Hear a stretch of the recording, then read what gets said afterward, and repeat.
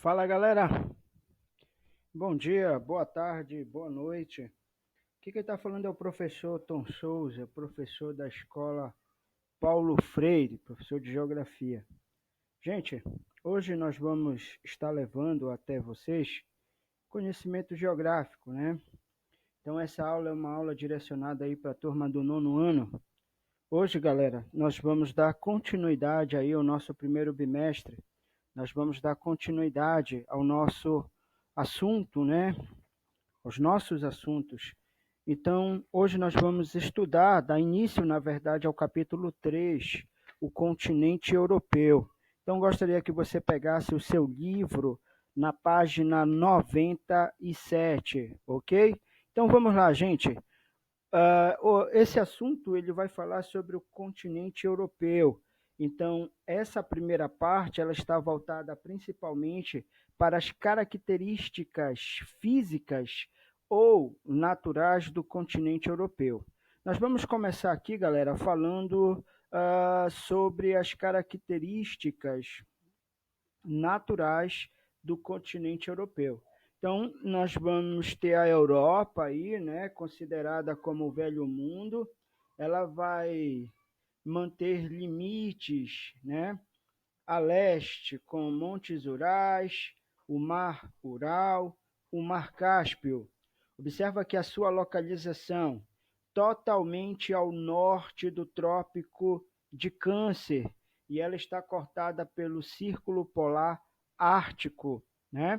Observa, gente, que é um continente que vai apresentar aí um clima temperado como clima de maior destaque, né? Então, gente, o que nós vamos perceber é o seguinte, ó, o professor está na página 98 do teu livro, então acompanha. Lá no teu livro você tem um cenário 1, uma península chamada Europa. Então, gente, o que, que nós podemos perceber? Que o continente europeu, ele é uma grande península, né, localizada na ponta ocidental da gigantesca massa de terras que se chama Eurásia. Então, quando você fala da Eurásia, significa dizer uma referência, né? Estamos fazendo uma referência geológica à junção entre a Europa e a Ásia. Então, geologicamente, fazem parte de um mesmo bloco rochoso, tá certo? Mas, professor, então por que a gente divide a Europa e do continente asiático, né? Pelas questões culturais. Então, nós vamos perceber que a Europa, culturalmente, ela é diferente do continente asiático, tá certo? Mas geologicamente nós podemos destacar aí que fazem parte de um mesmo bloco rochoso, né?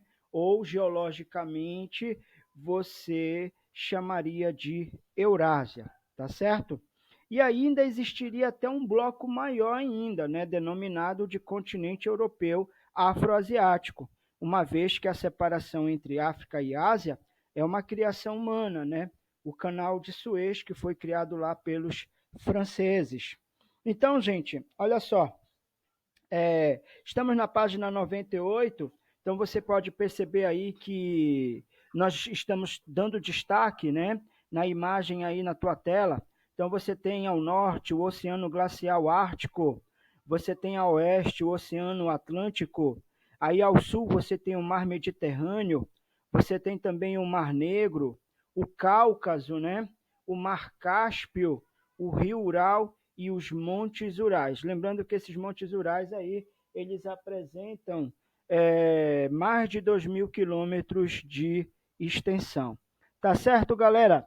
Nós também não podemos esquecer, gente, que quando você fala da Europa, né, a Europa ela vai manter uma influência muito grande, principalmente sobre o Ocidente, né?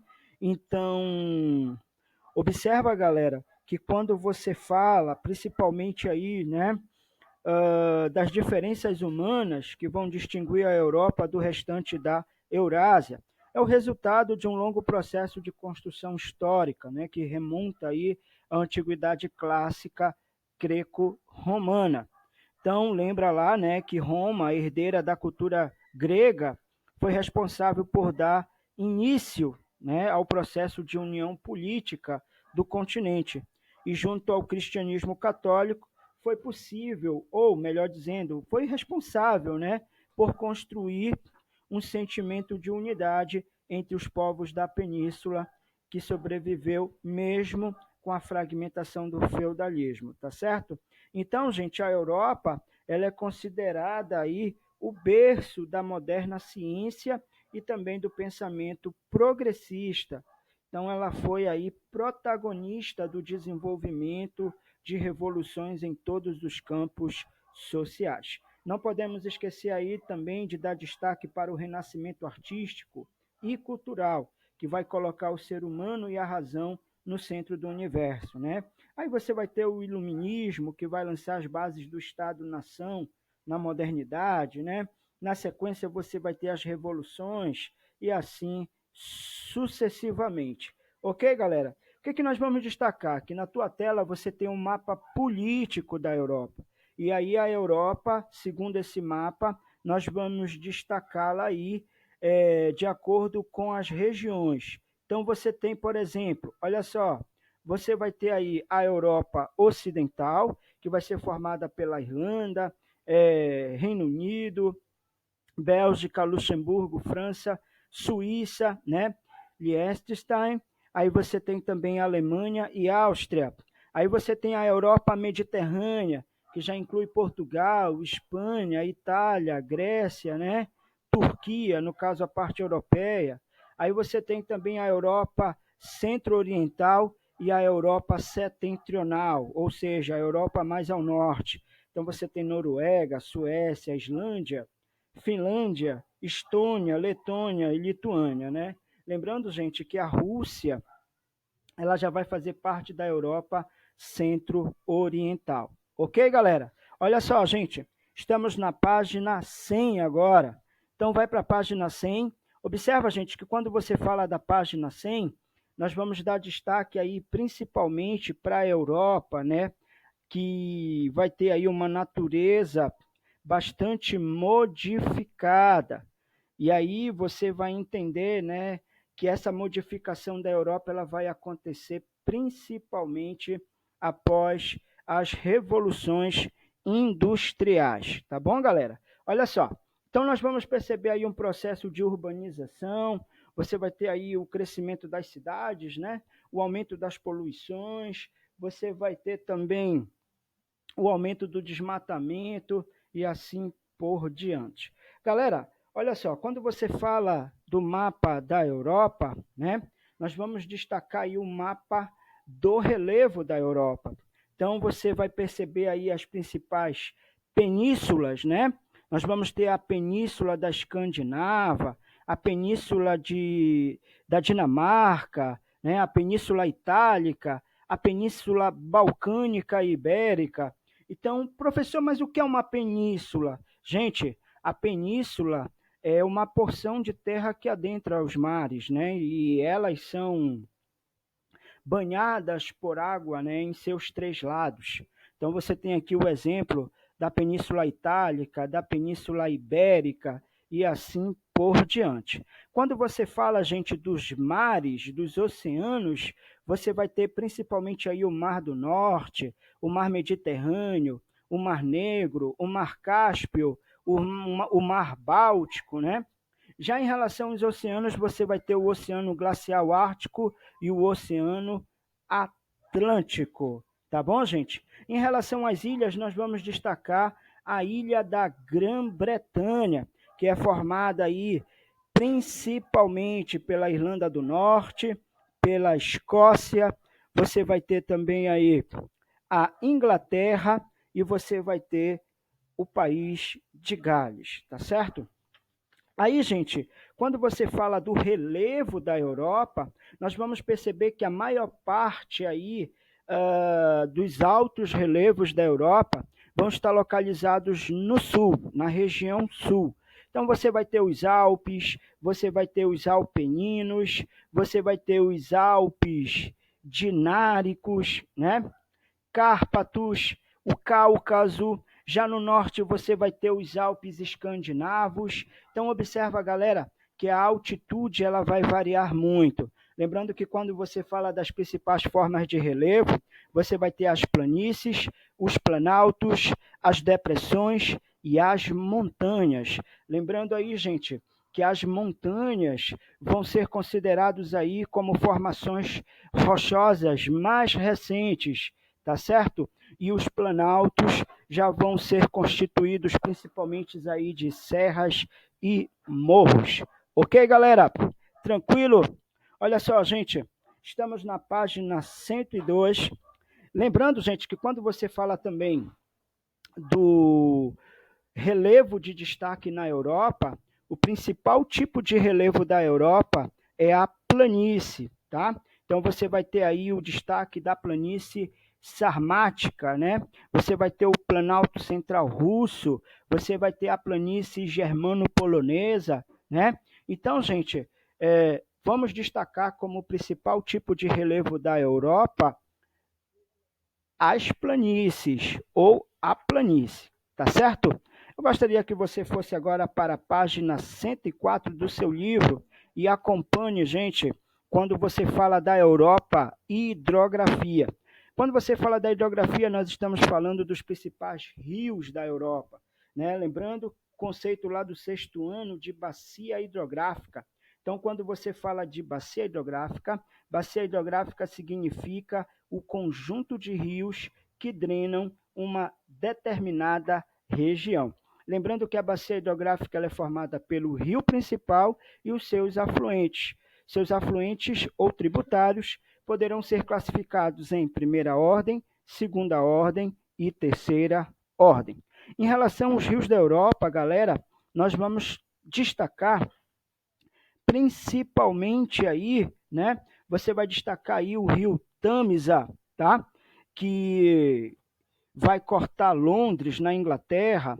Você vai ter o rio Sena, que vai banhar Paris, na França, né? E esses territórios onde teve o início do industrialismo passaram vários anos contaminados por detritos industriais. No entanto, no final do século XX, nós vamos ter um esforço, né, estatal por parte dos governos, principalmente com o intuito de descontaminá-los. Aí você vai ter um outro rio também de grande destaque, o Volga, que é considerado o rio mais extenso da Europa, onde ele vai nascer, né, no Planalto de Valdai, na Rússia, e depois vai percorrer aí mais de 3.000 quilômetros, sendo a maior parte deste rio navegável e também utilizado para a geração de energia. Lembrando, galera, que quando você fala dos rios, nós temos que destacar as suas importâncias, né? Então, olha só, o rio ele é importante para a produção de alimentos, no caso da pesca. Você tem também a importância do rio para a produção de energia. Os rios são importantes também para o abastecimento de água. Os rios são importantes para o transporte, né, de pessoas e também mercadorias. Não podemos esquecer também, né, gente, que os rios na Europa, eles vão ter um grande significado. Por quê? Porque a maior parte das cidades europeias, as grandes cidades, elas vão se desenvolver às margens dos rios. Então, na tua tela você tem aí os principais rios, como, por exemplo, o Volga, o Elba, né? Você tem o Danúbio, o Tibre, você tem o Tejo, o Sena, Tâmisa. Esses são os principais rios da Europa. Ok, galera? Gostaria que você fosse para a página 106 do teu livro, onde nós vamos destacar os principais tipos climáticos da Europa. Gente, a Europa ela vai apresentar, por exemplo, o clima semiárido, que é um clima de transição, né? E você vai perceber que o clima semiárido ele apresenta como características alta temperatura, né, ou altas temperaturas, e ele é um clima mais seco. Você tem também o clima temperado, lembrando que o clima temperado é o clima predominante na Europa. O clima temperado ele vai apresentar aí, gente, as 4 estações bem definidas, ok? E aí, gente, temos que levar em consideração que esse clima temperado, no inverno, você vai ter as temperaturas abaixo de zero. Você vai ter também ao sul da Europa o clima mediterrâneo. E quando você fala do clima mediterrâneo, ele tem duas estações. Ele vai ter o verão e ele vai ter o inverno. Lembrando, gente, que no inverno você vai ter aí muitas chuvas e no verão você vai ter um clima mais seco com altas temperaturas, tá certo? Aí você vai ter mais ao norte também o clima polar. Lembrando que esse clima polar, gente, ele já vai apresentar o clima polar ele já vai apresentar baixa temperatura e um clima mais seco, tá certo? Então ele é predominante no extremo norte da Europa. Abaixo do clima polar, pessoal, como vocês podem perceber na tua tela, você já vai ter o clima frio. Professor, qual é a diferença do clima frio para o polar? Gente, a diferença é a quantidade de água, tendo em vista que o clima frio ele vai apresentar uma quantidade de água muito maior em relação ao clima polar, tá certo, galera? Não podemos esquecer também que na Europa você vai ter duas correntes, a corrente fria, né? Corrente das Canárias, e você vai ter também a corrente quente, que é a corrente do Atlântico Norte. Ok, galera? Olha só. Lembrando, gente, que o clima ele vai influenciar também nas vegetações, e as vegetações vão também influenciar nos climas. Professor, mas de que forma ocorre essa influência?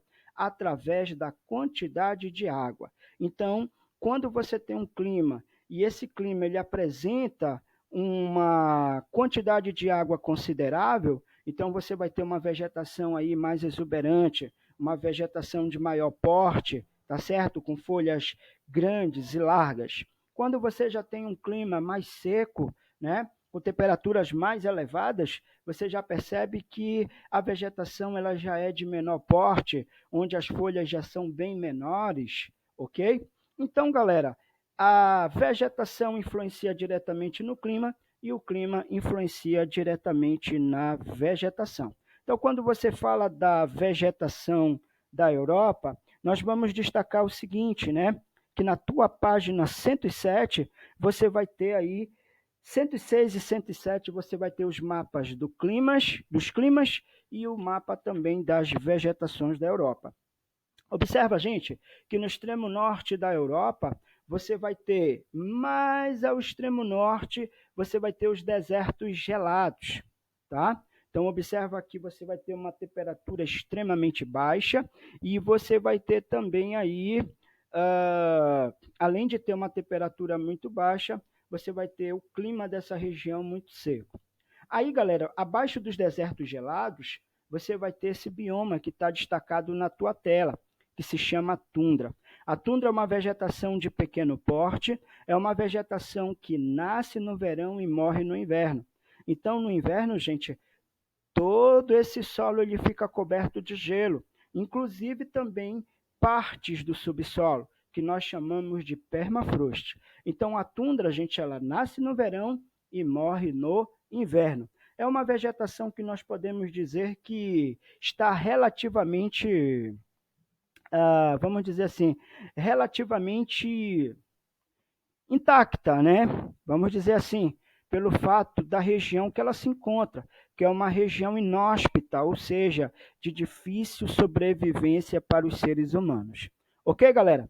Observa, gente, que nós estamos descendo. Abaixo da tundra, você vai ter aí a floresta de coníferas. Ora, tio, qual é o clima da floresta de coníferas? É o clima frio. Tio, e a tundra? A tundra, gente, ela está entre o clima frio e o clima polar. Então, a tundra está numa região de transição entre o clima frio e o clima polar.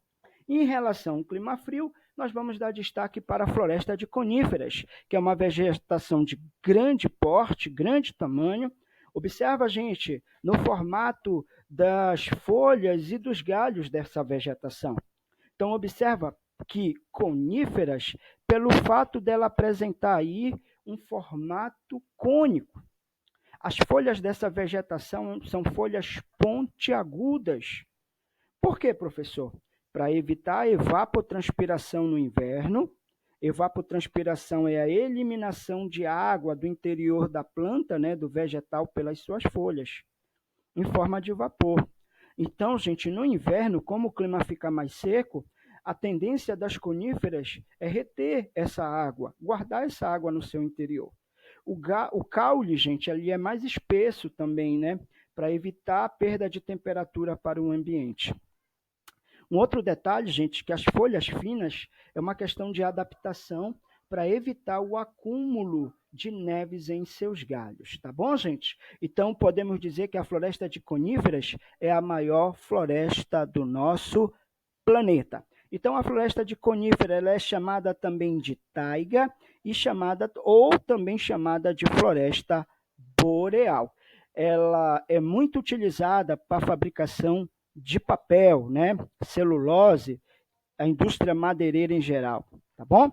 Olha só, gente, vamos para frente.